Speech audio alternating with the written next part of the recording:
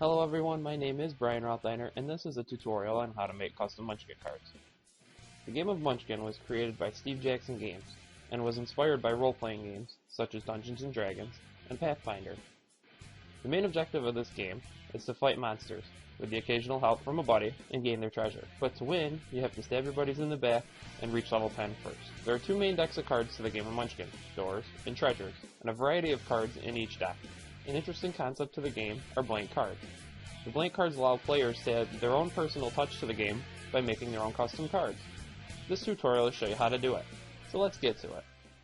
So the program that I'm going to use is Photoshop Elements by Adobe. If you have Illustrator or InDesign, also by Adobe, those work just as well. So the first thing you're going to do is go to File, New, and Blank File. When you get to this menu, this is where you'll set your document size. You're going to set these at millimeters, and then you're going to set these at 56 and 87. You know, make sure that your background contents are transparent. When you're done with that, click OK, and you have your canvas. I'm going to be demoing how to make a monster card. Now there's two fonts you're going to need for the text, Windlass and Caslon Antique. Now to put in a text box, you go over to the left and click the T. You go on here and drag and drop until you have your text box. Now this first box that we're going to do is the level and monster name box. This box uses Windlass font, and the level uses 10-point and bolded font. The monster's name uses Windlass at 14-point and bolded, right underneath it. So the next text field you need to do is right underneath the name. This is going to be the monster's effect. In this one, you're going to use Caslon font, size 10, and unbolded. In this box, you put the monster's effect that it has in combat. This font does not have to be centered.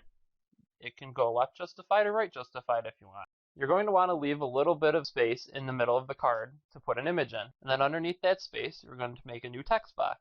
This text box is the bad stuff text box. And the bad stuff is what happens to a player when they cannot defeat a monster in combat. This text is in the Caslon Antique font, size 10, and unbolded. But the words bad stuff will be changed to bold and italicized to make sure it stands out on the card. So the final text field I'm going to enter is the loot box. The loot box goes on the bottom of the card. The left side normally tells you how many levels you get, if more than one, and the right side tells you how many treasures you gain. This is in the Caslon font, size 10, bolded but not italicized. You're going to want to make sure that it does not touch the bottom because there's a border all the way around the card. The next step is to insert an image. I pre-created one. What we're going to do is use the selector tool here. Go to Select All, Edit and Copy, switch back over to our card, and Edit and Paste. And that puts our image on the card. You may have to resize it if your picture's too big, like mine. Resize it. You may have to readjust your text to make sure your image fits in. And there you go. Nice looking card with an image. So the next step is to save it. I save it as two different kind of files, a Photoshop file in case I need to come back and edit it later, and I save it as an image file. The image file type I choose is a PNG because it keeps the transparency in the background. The image files will also come in handy when we need to print the cards. That's our next step, is to print the cards. So this is my printing template. I use black lines to mark just about how big the cards are. The black lines will help when we're actually physically making the cards to use as cut lines. So we need to add our new card in. We're going to go to where we save the card, grab our PNG file, and drag and drop it into here. Now that'll open up the PNG file in Photoshop. You're going to want to select the entire thing, copy it, go back to the template, and paste it in. You're going to have to drag and drop it to make it fit in its box. And just like that, we're ready to print. To get this set up, we'll go to File and Print, and make sure our page is turned to landscape so that the entire thing fits on the page. So I'm going to be printing on Avery clear full sheet labels for inkjet printers that are 8.5 by 11 inch. These are transparent sticker papers that will allow the card's natural colors to come through the back, and what you print will show up nicely on the front.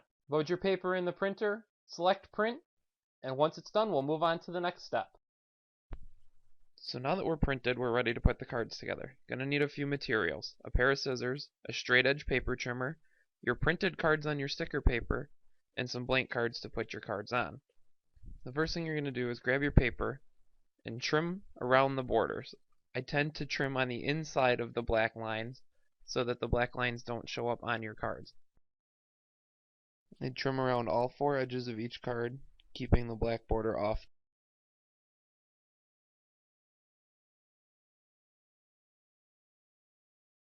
If you happen to mess up, take the scissors and trim off the black border. Now you've got your card all cut out. So now what you need to do is grab one of the blank cards, flip the card over to the back, and make sure the word Munchkin runs on the left side of the card. Flip the card back over, take your sticker paper, peel the back off, and stick it to the card. Try to keep it towards the middle of the card as possible. If you happen to have extra sticker paper run over the side of the card, take your scissors and trim off the extra. Once you're done, flatten it out, and you're all set to go.